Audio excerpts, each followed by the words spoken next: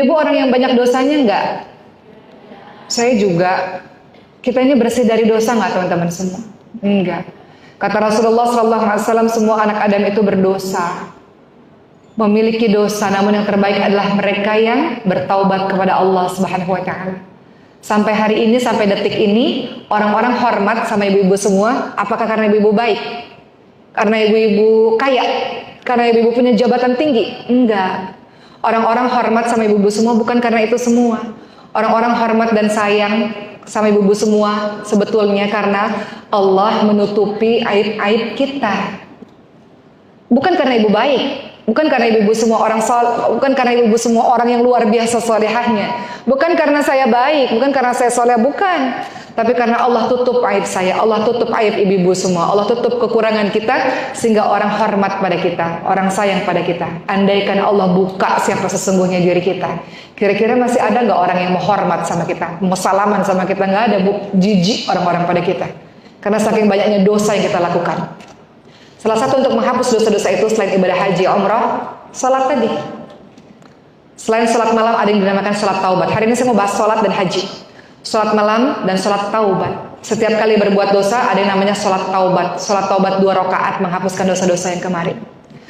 Dosa-dosa yang kita buat teman-teman sekalian menghalangi doa-doa kita dikabulkan oleh Allah Subhanahu wa Ta'ala. Teman-teman kan berdoa terus. Lalu teman-teman berkata, ya Allah, kenapa kau tidak kabulkan doaku ya Allah? Teman-teman tahu kenapa Allah nggak kabulkan doa teman-teman semua? Karena masih ada dosa-dosa yang mengganjal dan menutup sehingga doa itu nggak tertembus kepada Allah Subhanahu wa Ta'ala. Suatu kisah di zamannya Nabi Musa alaihissalam. Nabi Musa alaihissalam mengumpulkan 70.000 kaumnya untuk berdiri di tanah lapang karena sudah lama kemarau, tidak ada air hujan. Hewan ternak sudah mati, tanaman-tanaman mati, mungkin manusia ini akan mati kalau hujan tidak turun.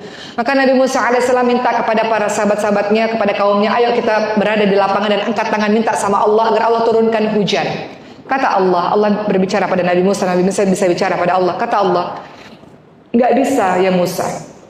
Di antara 70.000 orang ini ada satu orang yang berbuat maksiat selama dia hidup dan belum bertobat kepadaku. Ahli maksiat sampai hari ini. Bagaimana aku bisa mengabulkan doa kalian semua sementara di antara kalian ada sang ahli maksiat?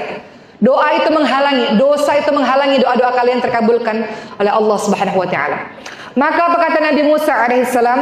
Di antara kalian wahai 70.000 manusia, keluarlah satu orang dari barisan ini, karena satu orang itu adalah ahli maksiat. Keluar dari barisan ini, pergi jauh agar doa-doa kami semua didengarkan oleh Allah Subhanahu wa Ta'ala dan agar Allah menurunkan hujan. Lalu apa yang terjadi teman-teman semua? Di antara 70.000 orang itu ada orang yang kemudian menangis terseduh-seduh dalam kesendiriannya. Dia bersama dengan ramai orang tapi dia menunduk, kemudian dia menangis, tubuhnya bergetar, dia menangis. Dia katakan, akulah sang ahli maksiat itu. Akulah pendosa itu. Akulah yang banyak melakukan kemaksiatan itu, dosa itu, kebodohan itu. Aku, gara-gara aku doa ini nggak dikabulkan oleh Allah Subhanahu wa Ta'ala. Maka apa yang dia katakan teman-teman semua? Ya Allah, astaghfirullahaladzim ya Allah, astaghfirullahaladzim ya Allah, astaghfirullahaladzim, astaghfirullahaladzim. Ampun ya Rabb, ampun ya Allah. Dia ingat semua keburukan dan dosa yang dia lakukan. Ampun ya Allah, maafkan ya Allah, astaghfirullahaladzim. Dengan bergetar dia sebutkan kalimat itu. Dia minta ampun kepada Allah Subhanahu wa Ta'ala. Dengan tubuhnya yang bergetar dia minta ampun kepada Allah. Dia merasa malu dengan dosa-dosanya yang selama ini dia kerjakan. Dia merasa buruk, dia merasa hina di hadapan Allah Subhanahu wa Ta'ala. Dia mau jadi orang baik teman-teman semua. Dia mau berubah. Apa yang terjadi? Tiba-tiba hujan deras turun dengan begitu deras sampai Nabi Musa tanya, ya Allah, bagaimana mungkin kau bisa menurunkan hujan? Sang ahli maksiat belum keluar dari barisan ini, dia masih berada di antara kami. Kata Allah, dia sudah bertaubat. Kata Nabi Musa, siapa orangnya ya Allah? Siapa orang yang sudah bertaubat itu? Menurut teman-teman semua, Allah kasih tahu nggak siapa orang itu? Apa kata Allah? Ya Musa, ketika dia berbuat maksiat, ketika dia berbuat dosa, aku tutup rapat-rapat dosanya, aku tutup rapat-rapat aibnya. Sekarang dia sudah bertobat, haruskah aku buka siapa orangnya? Allah teman-teman semua maha penutup aib, Allah maha pengampun, Allah maha penyayang. Orang-orang sayang pada saya, sayang pada kita semua bukan karena kita baik ibu-ibu semua. Karena Allah terlalu sayang sama kita, Allah masih tutup siapa sesungguhnya diri ini. Allah maha baik, Allah Al-Ghafur ya, Al-Ghafur, Allah Maha Pengampun. Ar-Rahman Ar-Rahim, Maha Pengasih lagi Maha Penyayang. Allah Maha Pengampun luar biasa.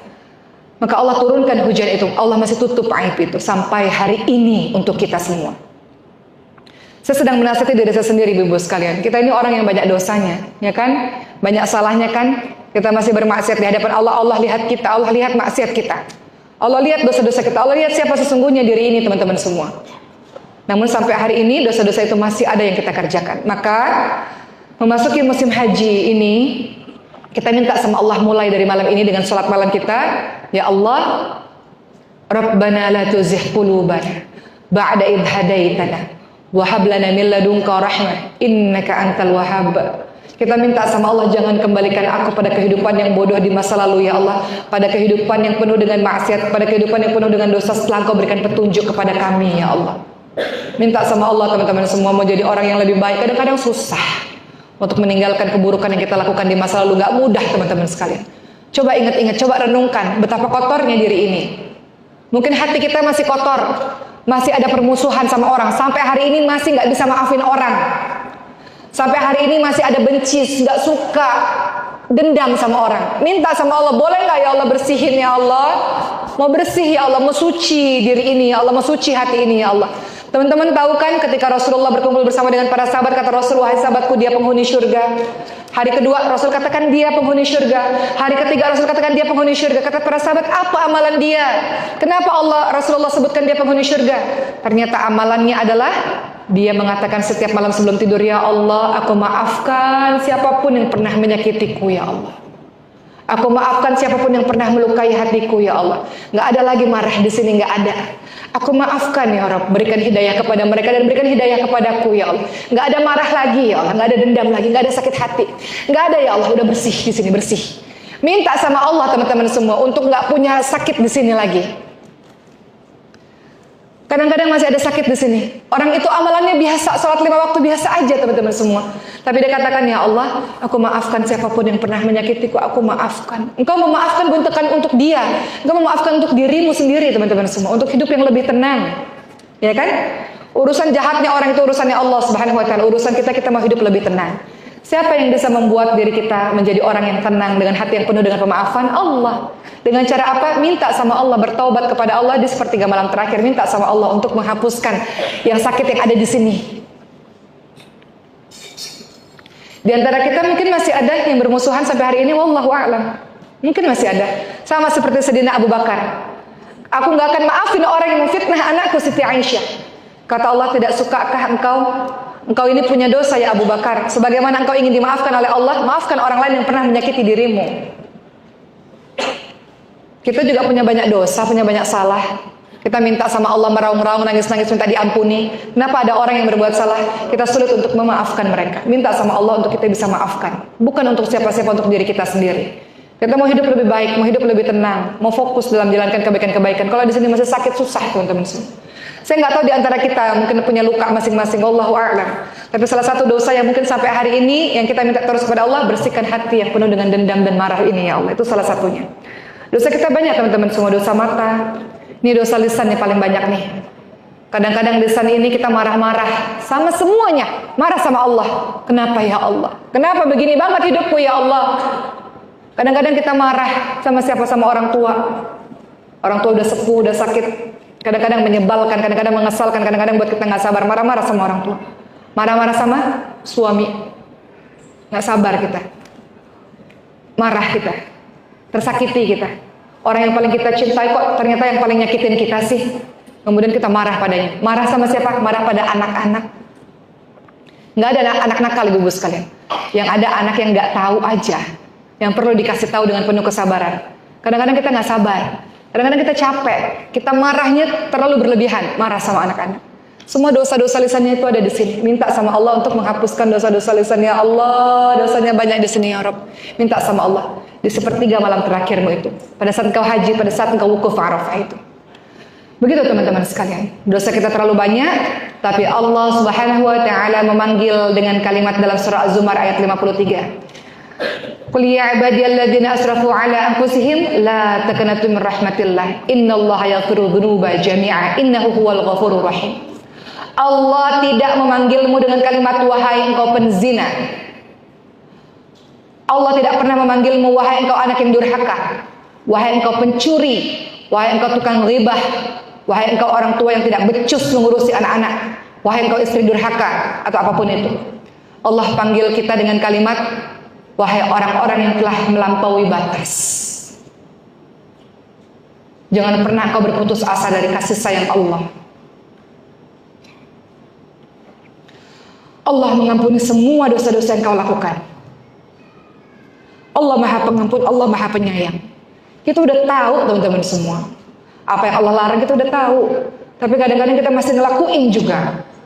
Susah berhenti dari berbuat dosa. Susah maafin orang lain mungkin. Susah. Tapi kata Allah jangan putus asa. Kadang-kadang kita ngerasa nggak layak gitu. Angkat tangan aja, saya ini makhluk yang kotor, banyak dosa, kayaknya nggak layak untuk berdoa. Kayaknya nggak layak bersama dengan orang-orang soleh.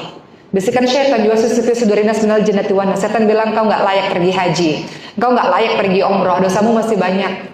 Mau sok-sokan ikut-ikut kajian, mau sok-sokan belajar Quran, mau sok-sokan bangun salat malam, dosamu banyak, engkau ahli maksiat. Itu kata syaitan. Tapi kata Allah, jangan pernah berputus asa dari kasih sayang Allah. Allah mengampuni semua dosamu itu. Dosa kita yang menjijikkan itu teman-teman semua, yang kita lakukan mungkin sampai hari ini teman-teman semua, Allah katakan Allah mengampuni semua dosa-dosamu. Allah Maha Pengampun lagi, Allah Maha Penyayang. Kehidupanmu akan baik-baik saja teman-teman semua, karena kita punya Allah Ar-Rahman Ar-Rahim, Allah yang Maha Pengasih, Allah Maha Penyayang, mencurahkan seluruh cintanya kepada kita. Allah nggak pernah ninggalin kita kan? Kita yang ninggalin Allah kan teman-teman semua? Kita yang ninggalin Allah. Allah nggak pernah ninggalin kita sama sekali.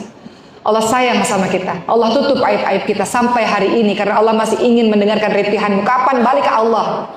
Udah lama nggak sholat malam. Kapan Quran terakhir dibaca? Udah lama nggak baca surat cinta dari Allah Subhanahu Wa Taala.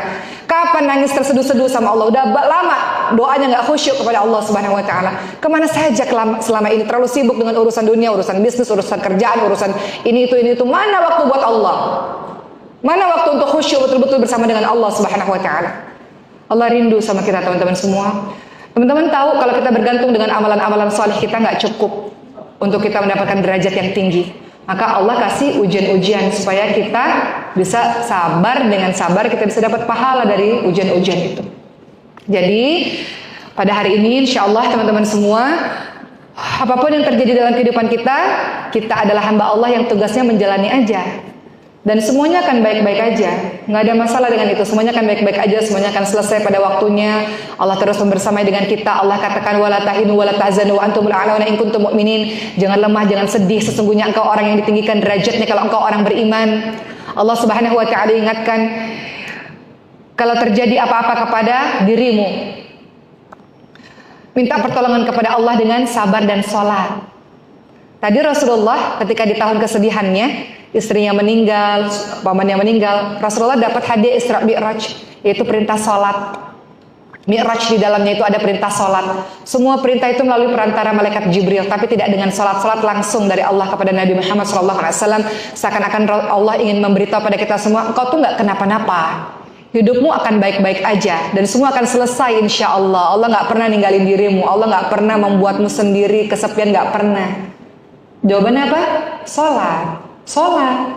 Ambil sejadah, nangis lama-lama di sujudmu itu. Kau akan baik-baik saja. Ibu bayangin, ketika kita sujud, ibu bayangin ya, ada yang membelai kepala kita gitu. Kita akan baik-baik aja, tenang aja, nggak kenapa-napa. Dari semua ceramah saya nggak pernah ninggalin surat Ad-Duha ini ibu sekalian. Surat ini surat kekuatan buat saya sebenarnya. Membuat saya sadar bahwa kenapa sih nangis lama-lama? Nangis boleh, tapi jangan lama-lama. Hidup terus berjalan dan kau akan baik-baik aja. Semua masalah akan selesai pada waktunya. Tenang aja. Engkau bersama dengan Allah.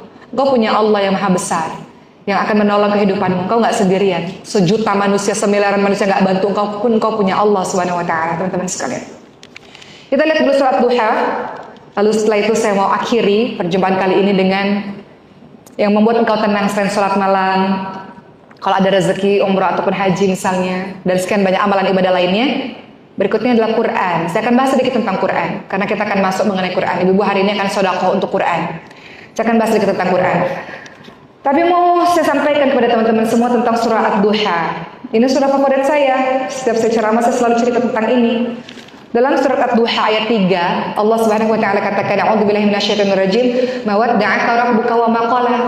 Bahwa Allah Subhanahu wa taala tidak meninggalkan engkau dan Allah tidak pula membencimu. Jadi jangan pernah merasa sendiri.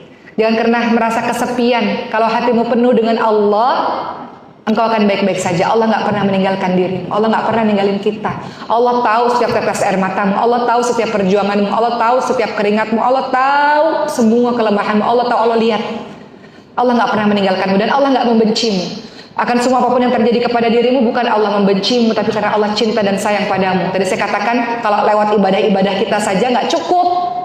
Ibadah kita nggak ada apa-apanya. Sholat kita belum tentu diterima oleh Allah. Kadang-kadang nggak khusyuk, artinya pun kadang-kadang nggak tahu. Puasa kita memang yakin 100% diterima sama Allah. Quran kita baca juga mungkin belum benar. Secara ibadah mungkin belum cukup membawa kita ke derajat yang paling tinggi atau derajat yang tinggi. Tapi lewat ujian-ujian itu membuat diri kita diangkat derajatnya oleh Allah Subhanahu wa taala. Allah ingatkan, Allah nggak pernah meninggalkanmu dan Allah nggak membencimu. Dengan semua tadi kita sayang, Allah nggak membenci kita. Allah sayang pada kita. Allah tutup kesalahan kita sampai hari ini. Karena Allah masih ingin kita perbaiki diri kita dengan bertobat kepada Allah Subhanahu wa taala. Lalu surah Ad-Duha ayat 789, teman-teman lihat Allah Subhanahu wa taala berfirman 678 ya, ayat 6, ayat 7 dan ayat 8. Kata Allah, "Alam yajidka yatiman fa'awa wa wajadaka dhalan fahada wa wajadaka 'ailan fa'aghna." Kata Allah Subhanahu wa taala, bukankah dia mendapatimu sebagai orang yang yatim lalu dia melindungimu? Engkau kadang-kadang merasa sendiri, tapi Allah melindungimu. Engkau enggak sendiri, engkau enggak pernah sendiri.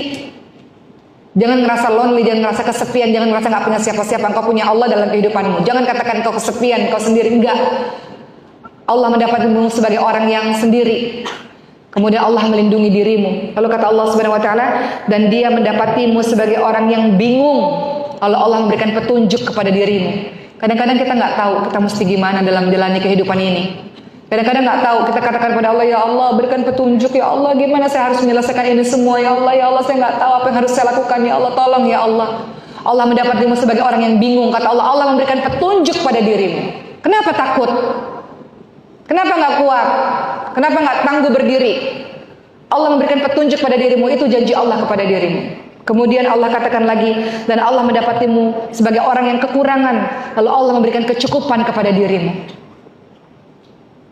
Allah memberikan kecukupan pada dirimu. Engkau akan baik-baik aja, tenang aja selama engkau bergantung pada Allah Subhanahu wa taala. Selama engkau bergantung pada Yang Maha Besar. Engkau kalau menyerahkan dirimu, bersandar pada dirimu sendiri, nggak akan kuat. Karena dalam kehidupan ini Allah pasti akan menguji kita dengan satu kejadian yang dahsyat, pasti. Kalau sampai hari ini kita belum mengalami, satu hari nanti kita akan alami. Karena itu janji Allah. Dalam surah Al-Baqarah 155 Allah janji, "Wala nabluwannakum bisyai'in minal khaufi wal ju'i wa naqsin minal amwali wal anfusi wath thamarati wabasyiril sabirin." Allah menguji kita dengan berbagai macam ujian, pasti. Engkau akan dapat giliran itu, pasti. Kadang-kadang Allah uji kau dengan ketakutan, pasti akan terjadi pada dirimu. Kau akan takut satu hari nanti tentang apapun. Kemudian Allah akan mengujimu dengan kekurangan, pasti itu akan terjadi pada dirimu. Kekurangan apapun itu, entah kekurangan harta, kekurangan jiwa, orang-orang yang kita cintai meninggal dunia, kekurangan buah-buahan, nggak punya buah hati atau lagi berkebun nggak panen, pasti ada kekurangan itu. Allah menguji dirimu juga dengan kehilangan, kehilangan, kelaparan tadi ya, kekurangan, kehilangan itu semuanya Allah akan ketakutan, Allah akan berikan ujian itu pada dirimu, pasti. Tapi tenang aja, karena di surat yang lain, ayat yang lain Allah katakan, engkau orang yang bingung, Allah kasih petunjuk. Engkau orang yang kekurangan, Allah berikan kecukupan. Indahnya menjadi seorang muslim, engkau akan baik-baik aja. Tenang aja teman-teman sekalian. Terakhir, setelah salat malam, setelah haji dan umrah kalau engkau mampu, berikutnya adalah, dari semua amal saleh yang ingin saya sampaikan pada hari ini, yang saya ingin tekankan adalah Quran. Quran itu adalah obat bagi hatimu, obat bagi badanmu yang sakit, obat dari berbagai macam jenis sihir yang orang-orang kirimkan kepada dirimu. Dia obat. Teman-teman lihat orang-orang di Gaza, dibius, diamputasi, dijahit, dioperasi tanpa bius, maksud saya, ya kan? Apa yang mereka lakukan? Baca Quran enggak? Dengan hafalannya, ya, pernah lihat video-videonya? tangannya diamputasi, tangannya dijahit, dokternya aja nangis. Nggak pernah kami melakukan ini tanpa bius, tapi bius nggak ada, sementara operasi harus dijalankan. Orang melahirkan sesar tanpa operasi, tanpa bius, gimana rasanya? Dokternya aja nangis. Pernah nggak lihat videonya? Dokternya aja nangis. Apa yang menjadi kekuatan mereka? Quran. Qurannya di mana? Di hafalannya, di ingatannya. Quran menolongmu pada saat engkau dalam situasi yang genting. Bayangkan kalau engkau tidak punya hafalan Quran sama sekali di kepalamu, teman-teman semua. Apa yang terjadi? Betapa Quran itu dahsyat, teman-teman semua. Hari ini kan tema kita mau dapat jiwa yang tenang kan? Jiwa yang tenang itu adalah dengan salat, dengan berada di Baitullah satu hari nanti, dan juga dengan Quran yang kita bacakan. Quran itu obat teman-teman semua. Engkau tidak bisa hidup tanpa Quran. Nggak bisa. Seorang muslim nggak bisa hidup tanpa Quran. Quran itu membuat jiwamu tenang. Kau kan baik-baik saja karena kau bersama dengan Allah lewat Quran itu, teman-teman semua, lewat bacaanmu itu. Teman-teman tahu satu hari Quran itu akan hilang dari lembaran-lembarannya. Akan hilang. Sekarang mumpung masih ada waktu, masih ada Quran, masih ada tulisannya di sini nih. Masih ada waktu, Allah masih kasih kesempatan pada kita untuk kembali lagi pada Quran. Kenapa nggak baca Quran? Kenapa nggak belajar Quran? Maka saya nasihat diri saya sendiri, ibu sekalian. Kalau engkau ingin hidupmu baik-baik aja, tenang-tenang aja, hidupmu terasa ringan akan semua ujian-ujian dahsyat yang menimpa dirimu, nggak ada cara lain selain dengan Quran. Quran itu obat. Allah sendiri yang mengatakan bahwa Quran adalah obat bagi dirimu, teman-teman semua. Selain petunjuk bagi diri kita adalah Quran. Minta ampun kepada Allah karena kita lalai dengan Quran kita. Minta ampun kepada Allah karena sampai usia segini masih belum lancar baca Qurannya. Kemana saja selama ini? Puluhan tahun hidup di negara mayoritas Islam, masjid di mana-mana banyak, guru Quran di mana-mana banyak. Kenapa nggak belajar Quran? Quran itu sahabat kita di hari akhir, teman-teman semua. Dia datang di kubur nanti. Dia datang nanti di hari akhir. Dia minta sama Allah, membela kita, mati-matian. Ya Allah, ridhoi dia ya Allah. Gara-gara aku ya Allah, dia nggak tidur di malam hari ya Allah. Ya Allah, tolong dia ya Allah. Siapa yang datang membela kita? Bukan teman-teman kita yang selama ini kita elu-elukan. Yang tolong kita adalah Quran. Minta sama Allah agar kita fokus kepada Quran. Minta sama Allah agar Allah berikan kita kekuatan, semangat untuk bisa bersama Quran.